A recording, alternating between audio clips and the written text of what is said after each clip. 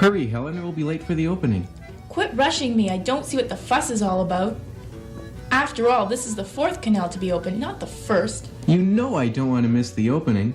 My great-grandfather worked very hard on the first canal, but he died before he could see it opened. I didn't know your great-grandfather worked on the canal. He sure did, and he was paid only $5 a month.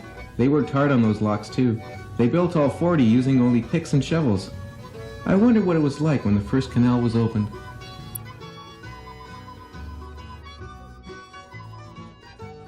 Hey, listen to this. Public notice is hereby given that the Welland Canal is now open for the passage of vessels from Lake Erie to Lake Ontario by declaration of the Welland Canal Company. I hear the official opening is November 29th.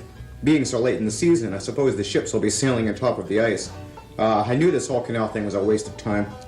Nonsense. This canal is a splendid idea. Just look at all the jobs it created, and the people it brought into the area. And now we can transport our goods faster and cheaper than before. Besides, remember how successful that first trial run was last May? That schooner, the Welland Canal it was called, went through 5 locks down to Port Dalhousie. People were cheering at every lock. Well, I know what I'm going to do. I bought some land along the canal and... I'll bet it cost a pretty penny. Sure, it was expensive, but I'm building a sawmill. The water will run the mill and I can dump all my wastes back into the canal. Nice, easy, and profitable. Yeah, Merritt didn't build that canal just for ships. That sawmill and salt mine of his on 12 Mile Creek weren't doing a good business. You remember in 1818 when the old creek dried up because of the drought? Well, I reckon he lost a bundle because his mills couldn't run without water power. George Kiefer and John DeCue were having the same problems over there in the creek, so they got together with Merritt and planned this whole canal thing. That Merritt man ruined me and my family. He redirected the water from the Welland River to 12 Mile Creek. Of course his business improved, but to do that he had to close off the headwaters that provided water for our ponds and crops. The pond has long since dried up, and without the water we didn't have a harvest, so my family had to move. Well, you know, I can't complain. I'm doing fine by the canal. Horses and mules are needed to pull the boats to the locks, and I raise the livestock and sell them to the lockmasters. If I remember my history correctly, Helen, it was the Anne and Jane of York and an American schooner, the R.H. Boughton, who were the first to travel from Lake Ontario to Lake Erie through the canal. The Anne and Jane of York? Toronto hasn't been called York in a long time. So the first canal was a success? It was a success, but that was in 1829, and the canal wasn't finished yet. A new channel had to be built that went directly south to Lake Erie. They called this channel the Deep Cut. Why was the deep cut necessary? Well, there were some problems with the canal. The strong currents and rapids in the Niagara River made navigation difficult. And of course, all those mills and factories needed so much water that sometimes there was barely enough left for ships. You know, Henry, my grandfather told me stories about that. His father owned a sawmill and they needed lots of water power to run them. Anyway, since the sawmill owners were using so much water, the Welland Canal officials said they could run their mills for only a maximum of 6 hours a day. Well, my grandfather said they ran their mills for those 6 hours, but when the lockmasters went home at night, they'd run them again, illegally. Well, that's another reason they needed a more direct route to Lake Erie. An 11-mile channel from Port Robinson to Gravelly Bay assured a steady water supply for the mills. Gravelly Bay? I've never heard of Gravelly Bay. That's because it was renamed after the lieutenant governor of the province, Sir John Colborne. Port Colborne, why didn't you say so? Anyway, construction of the Deep Cut was almost stopped in 1832. Oh yes, there was that disease, wasn't there? Asiatic cholera. William Hamilton Merritt had hired hundreds of Irishmen from Montreal, and the cholera epidemic was brought from Montreal and many workers died. The first canal was finally completed from Lake Ontario to Lake Erie in 1833. The first logs were made of wood and leaked, didn't they?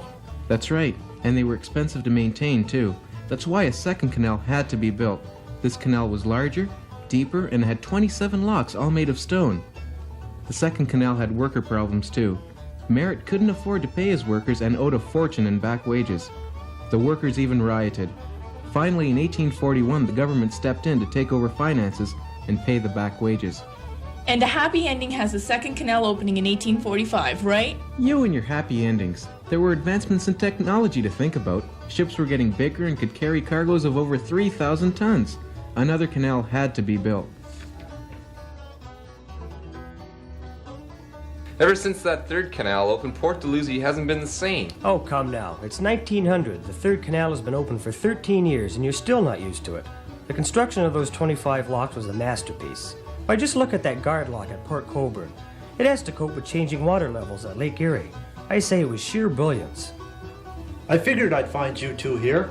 Hey, hello, what are you doing here? So you come back to the old town, eh? Who's running your mill? Oh, ever since I moved my mill from Port Dalhousie to Thorold along the 3rd Canal, business has been booming. I bought a factory and a small distillery some years back, and my workers run all of them for me. But listen, have I got a tale for you? So with all your free time, you become a gossip now, eh? Oh no, it's the talk of the town. There was an attempt to blow up Lock 24 in Thorold. The story is that 3 men wanted to force the canal to close so more grain shipments would go through Buffalo instead of St. Catharines. But that's crazy. All the grain mills are in St. Catharines. The ships have to go this way. Yeah, well, 2 of the men were seen in broad daylight setting the dynamite, but I guess it was set in all the wrong places. They figured the explosion would cause water in the lock to wash away Merritt. No, wait, I'm not finished yet. The 3rd man was supposed to pick up his partners, but he went to the wrong lock and left the other 2 stranded. The dynamite went off, but didn't cause too much damage. But all 3 men were arrested. And what's new in Port Dalhousie? Helen, this 4th canal is something to be proud of. Shipping has become a major means of transportation. But you know, this canal had its problems too. Work started in 1913, but was stopped because of the Great War. And 3 years later, construction started again. And today, 13 years later, the Welland Canal opens with 8 new locks. I hear the 8th lock is over 1,300 feet long and is the longest lock in the world. And if you're finished your history lesson, Henry, maybe you should hurry or we'll be late for the opening of the new canal.